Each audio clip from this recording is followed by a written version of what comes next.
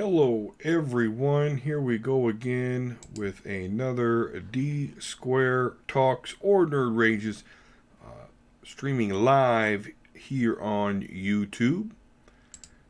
And some of you may already know that I actually did this very same topic yesterday, but I did have some audio issues, so I wanted to redo it. I will try to make it a little bit different for those that saw yesterday. But by the looks of everything, not many of you were on that stream. But that's okay. So like the video suggests, I wanted to talk about the current state of the X-Men and the X-Men comic books. You see in the image behind me is the promotional image that was released advertising the House of X and Powers of X that is going to be released in July and going to be written by Jonathan Hickman, which is very exciting. There's been a lot of people that have wanted a Hickman X-Men run for quite some time. He's a very talented writer. He's very prestigious. And, he always has intricate storylines. Seem like they may be going slow at first, but then he does have a good aptitude for bringing it all together. So it will be exciting to see that. Unfortunately, what's not exciting is the fact that in order to do this reboot, they're not exactly 100% sure exactly what it's going to be, but definitely going to shake the X-Men universe up yet again. But like I said, unfortunately, they did cancel all of the current X-Men comic books.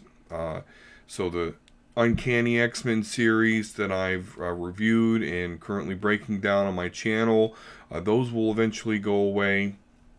The Age of X-Men stuff, X-Force, so all the X books are going to be going away so that everything can be consolidated into, I'm just going to adjust that here real quick, everything can be consolidated into this new continuity, these new stories that Jonathan Hickman eventually, I guess, is going to, he's going to take on not just these House of X and Powers of X introductory issues where, basically everything's going to stem from there. He's going to actually have the series for some time after that.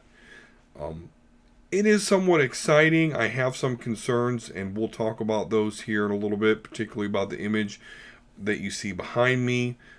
What I don't see has kind of got me worried. So, let's hope that my worst fears are not realized. But nonetheless, I'll talk about that in a little bit here.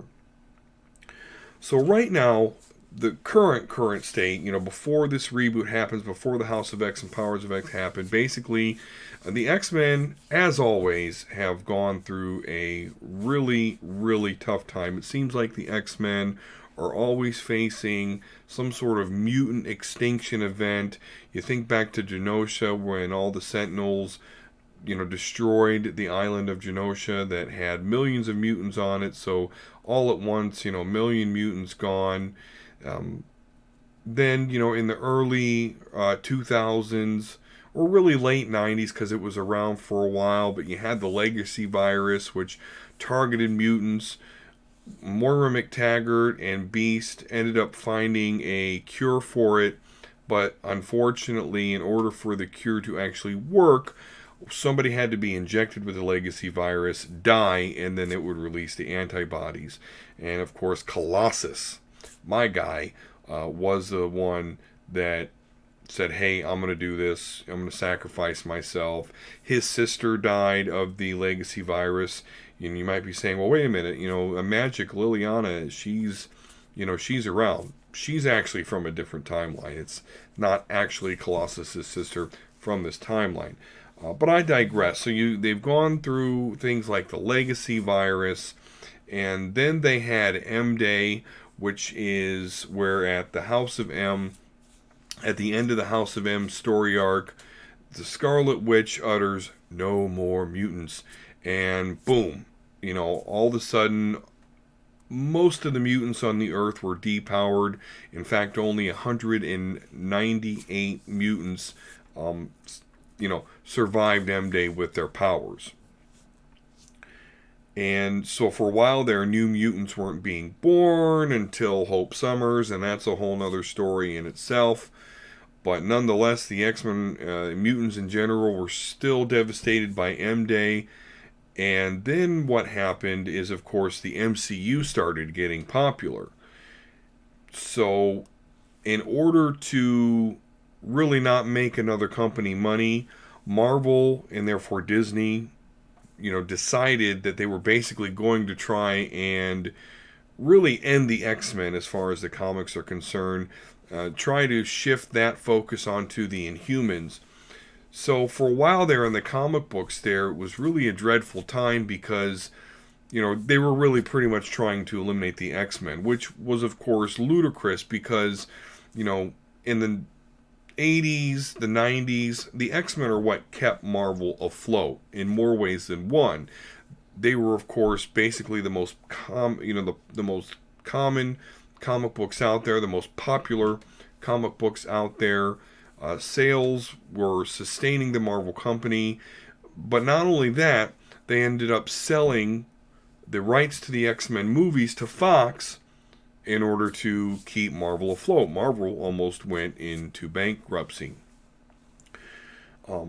So that was happening. That was almost by design. Like they were really going to kill all the mutants here. So what happened was the Inhumans released this Terrigen bomb, which released 2 huge Terrigen mist clouds in the Earth's atmosphere. Terrigen mist is what causes a human to become an Inhuman if they do have the latent genetics of an Inhuman.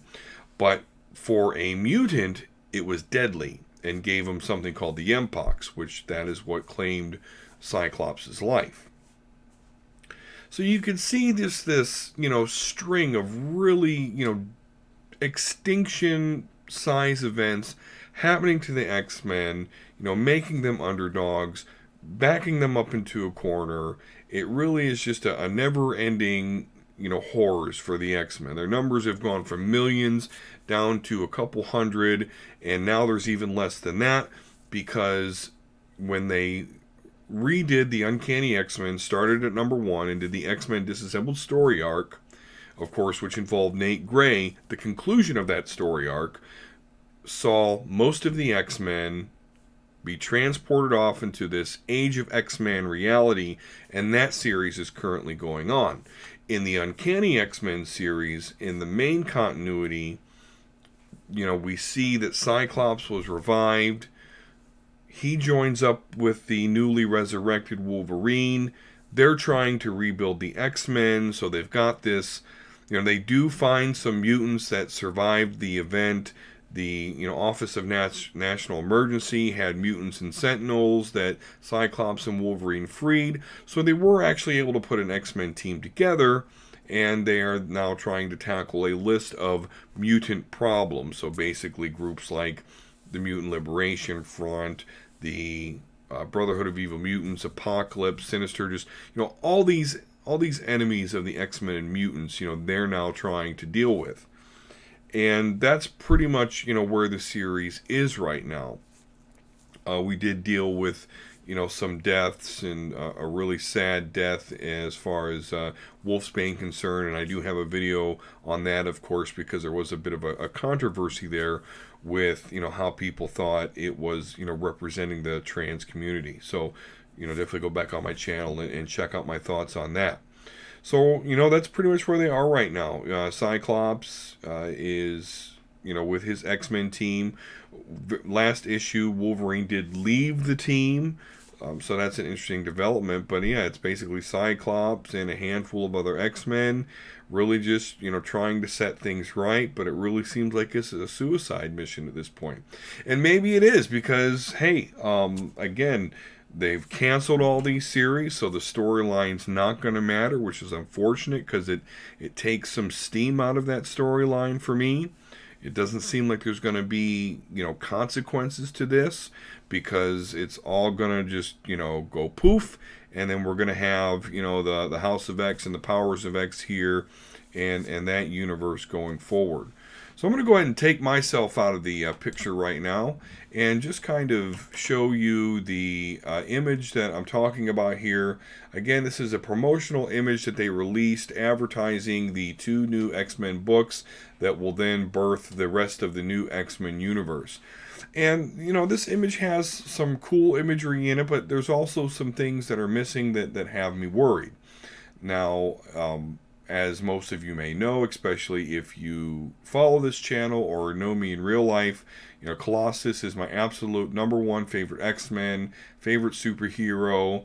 I love the big, strong, soft guy, that can do a lot of damage, but really doesn't because that's not within his nature. He doesn't want to hurt or kill people, but will do so if in order to defend his friends. So that's the first thing I notice about this promotional image here, is that I do not see Colossus. But what I do see are some characters that look like an amalgamation of other X-Men. So if you look at the lady there to the right, she's got metallic skin. In this picture, unfortunately, it doesn't look like you can see it that well, but she is holding a sword there. I'll tell you what, let me get a better picture for you here.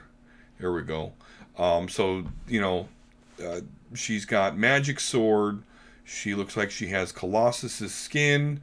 Other people have commented that it also looks like she has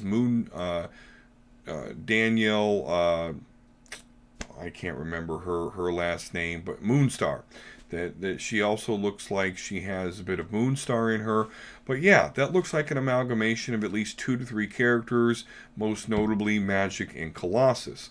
I'm not sure how I feel about that. And then if you look over the guy at the left, he also looks like an amalgamation of characters. Now, first one that jumps out to me, if you look at the fingers, those look like Nightcrawler's fingers. His skin tone and all that, others have said that it looks like it's Nightcrawler and Gambit. I actually think it looks more like Nightcrawler and Blink. And the reason why I think that's Nightcrawler and Blink, and hey, Gambit could be thrown in there too. I don't know if these characters are a combination of 2 people or a combination of 3 or more people. I have no clue. They haven't really given us any clue. But again, I think that's Blink. I think the skin tone, I think that little satchel there on the side. For those of you who don't know, Blink is a character that has teleportation powers, but she has to throw these crystals, and she stores them in a satchel quite like that. So that's interesting there. So I don't know why those 2 characters seem to be an amalgamation of characters, while everyone else there seems to be in a singular form there. Now, we do see Professor X and Moira McTaggart sitting on the bench there. Major X's helmet is under Charles Xavier. Now, I don't know if that suggests that Major X is Professor X. I actually haven't followed that series, so some of you may already know the answer to that. And also to the right of Professor X, of course, we see Nightcrawler, but more interestingly, we see what looks to be a kid version of Havoc.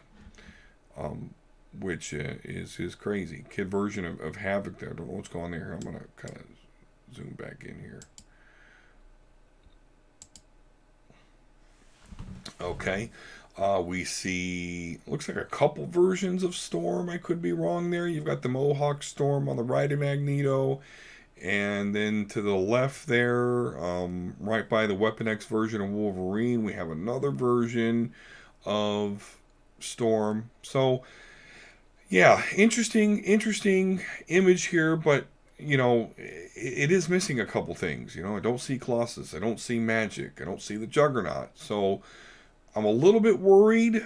Now, maybe, that's just probably my bias because I'm not seeing my favorite character in this promotional image. So, I'm going to check it out, obviously. I'm interested to see, what's going on here, to see how the X-Men universe is going to shape up.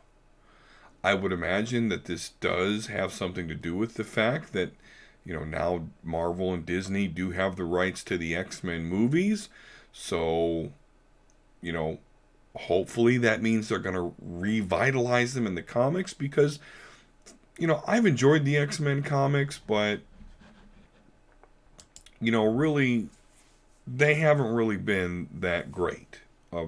There's been really cool moments, particularly when Cyclops and Wolverine get back together, but other than that, it's really just been a lot of discombobulated storytelling. Again, we went from, okay, we're trying to kill them off and make the Inhumans popular, which is never going to work, by the way. The Inhumans are just horrible. So it goes from we're going to kill them off to, okay, what are we even doing here? I swear the X-Men franchise, as far as the comic books are concerned, have been rebooted 3 or 4 times in the past 5 years. So hopefully this, now that the X-Men are back home, this is Marvel's way of reinvigorating them, getting them back into a continuity that everybody understands, and truly gives us the great stories that the X-Men were known for back in the 80s and 90s. I just hope that in that process, I'm not going to lose my favorite character. I've lost him before, both when when Colossus at some point became a bad guy, or at least he joined Magneto's acolytes. He sacrificed himself, but had a glorious triumphant return in the first story arc of the Astonishing X-Men run. So, and really ever since then, he really hasn't. He's always been in a funk, and he was getting out of the funk, and then Kitty Pryde stood him up at the altar, and then, now he's back in a funk again. But nonetheless, enough about my personal character, a favorite character. I'm just hoping that this new beginning for the X-Men, this new continuity, Hickman is the new writer, I just hope it really doesn't result in my favorite character no longer being a part of the X-Men team or the X-Men story. Now, if this, if this Magic / Colossus person turns out to be it, I guess that'll be okay, but that's really not the sort of change, that I'm looking for. I'm not looking for my favorite character being fused with, admittedly, another one of my favorite characters, but I think they work as separate characters. I'm not sure about this Gambit / Nightcrawler / Blink person. What's going on with that? And we won't find out for another couple months. So, are you excited about Hickman taking over? Aggressively relaxing. Hey, if you enjoy the Humans, that's great. I've just never really been able to enjoy them. I thought, I think Black Bolt's cool. I can remember, being really, really impressed with what he did in the Kingdom Come graphic novel. But just in Humans in general, I just really don't dig on their mythos. I really don't. But hey, I'm glad you enjoy them. They're still around. I've heard they've had some great runs. So, let's see here. Yeah, that was. So you're also saying Colossus is great in the Age of X-Men. I've only read the first 2 Marvelous X-Men. I have number 3 and 4 that I haven't read those yet. Is he in any other? Does Colossus have any other major roles in any of the Age of X-Men comics, or is he just mainly in the Marvelous? That would be interesting to know.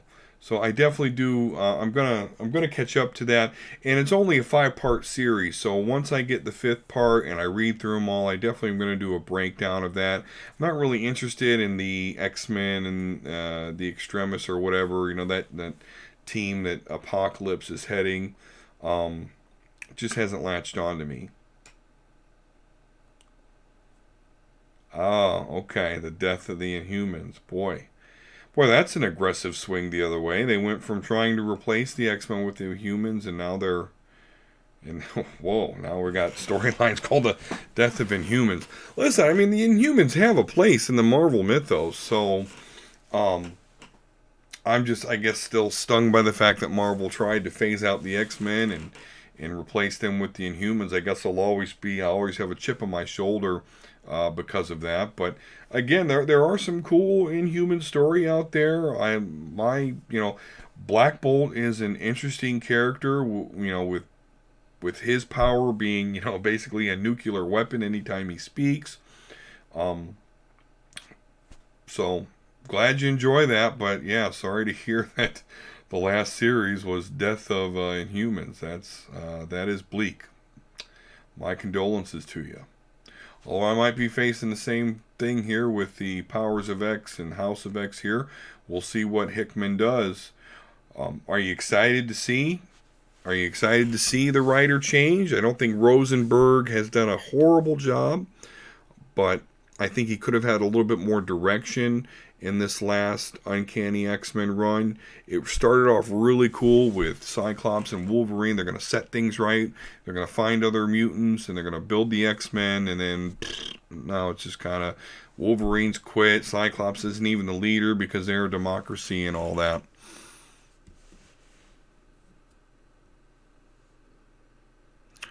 Okay, I do remember that. I think I do remember reading that where Colossus sees he can't really get Kitty Pryde out of his mind. I really do need to read that. I really have it right over here. I really do need to catch up on that series. I've just been really so interested in the Uncanny X-Men series, and on top of working full time, I am a part-time student, so I guess I've just kind of put that low on my priority list. But I definitely will get to it, and we will do a review and breakdown of the 5-issue run of Marvelous X-Men, which again takes place in the Age of X-Men reality. So I want to see how are they going to meld these back together. I mean, really, what is going on with this? I mean, I can't wait for July to get here. I just want to see what they're going to do. I feel like, no pun intended, but we're in some kind of limbo here with the X-Men. We know that this current storylines really aren't going to culminate in anything lasting.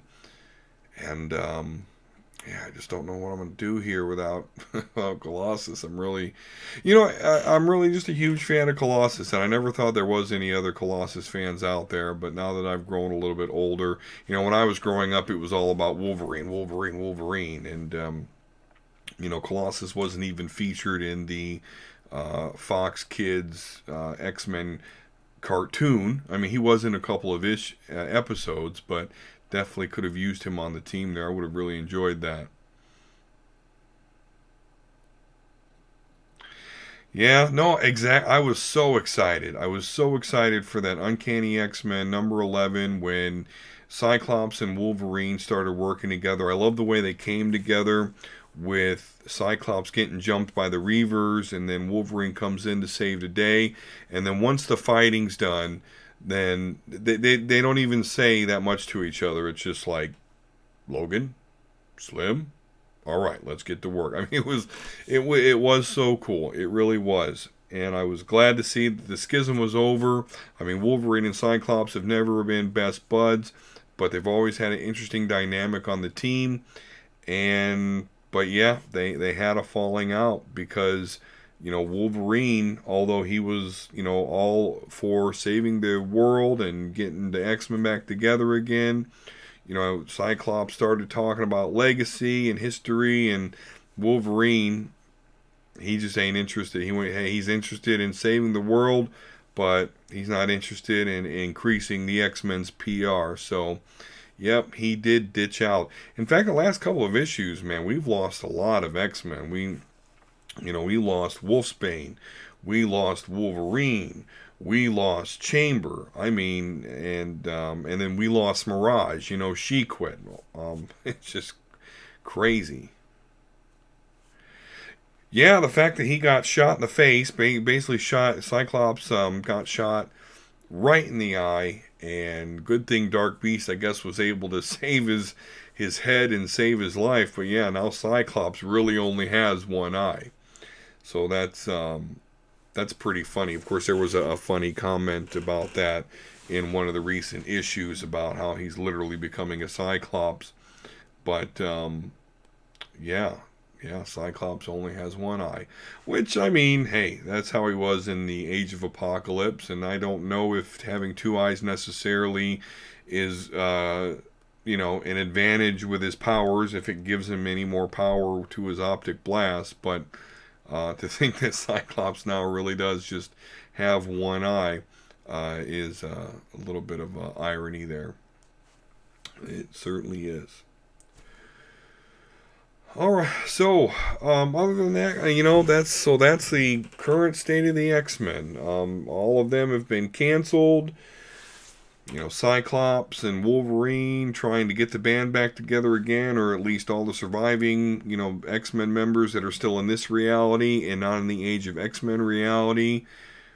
All their enemies are still there, so that was a really interesting dynamic, and I was really looking forward to enjoying that and watching this new X-Men team headed by Cyclops and Wolverine kind of work through these challenges. But unfortunately, it just didn't develop into that, and it doesn't look like it ever will develop into that, because we do have Jonathan Hickman that's basically going to reboot, reorganize. I mean, they really haven't said exactly what's going to be doing here, but there is going to be major changes to the X-Men, and you can get a little bit of a hint of what may be happening to some of the characters through the image behind me. Unfortunately, I'm just not exactly happy with what I see, but I'm going to give it a chance. I'm going to pick up the House of X and Powers of X. I'm going to pick those comics up. I'm going to, continue with what happens after those two books, because I will always love the X-Men, even when storylines are not at their greatest, when the writers aren't doing the best job. To me, it's just something that I'll always follow in one way, shape, or form. Very excited for the MCU. I just hope they do it right. And one thing that has me worried about what Disney plans to do with X-Men in the MCU is I did hear a rumor that Lady Gaga was offered the part to either Emma Frost or Dazzler, which, by the way, she would make a better Dazzler. And I think that's a pretty cool casting idea. But what worries me is you may, on my channel, I've definitely outlined what I would do to make sure that the X-Men are, really dealt with in the right way in the MCU. And, of course, that involves having the original team, at least for one movie, before moving on to the more popular giant size X-Men, the X-Men that pretty much all of us know from the 90s cartoon and beyond.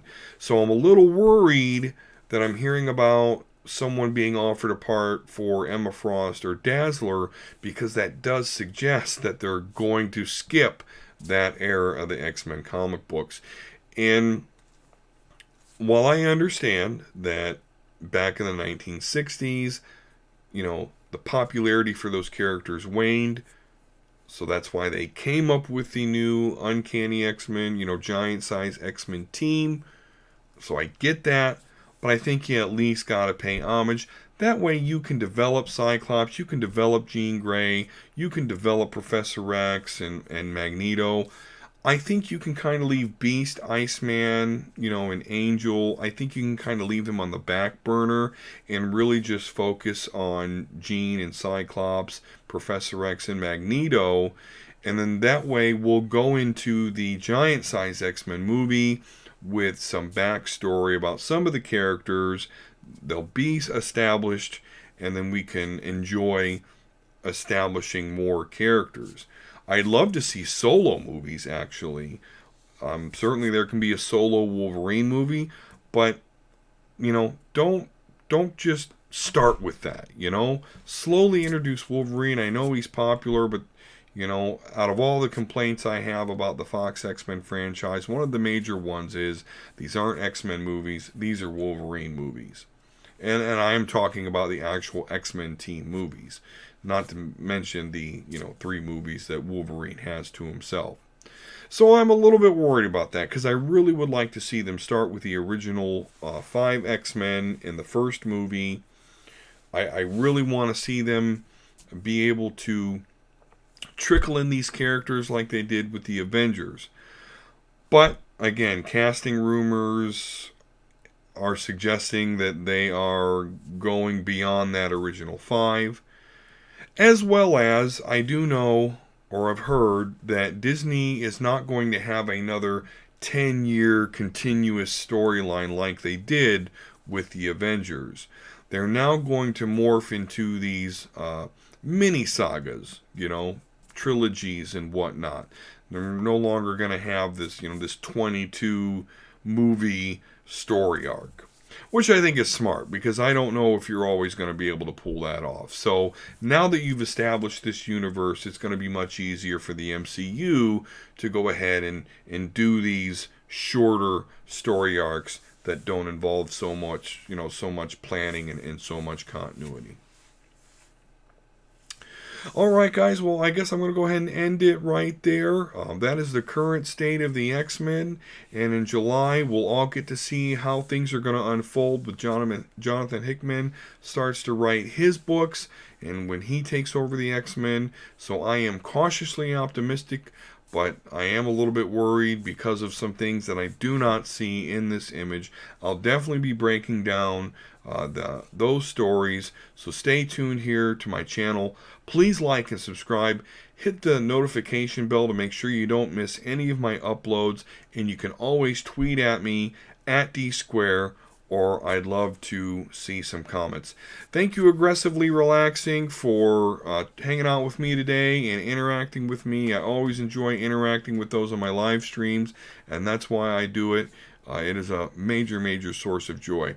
Thank you so very much, everyone. Thank you very much, and I'll see you next time.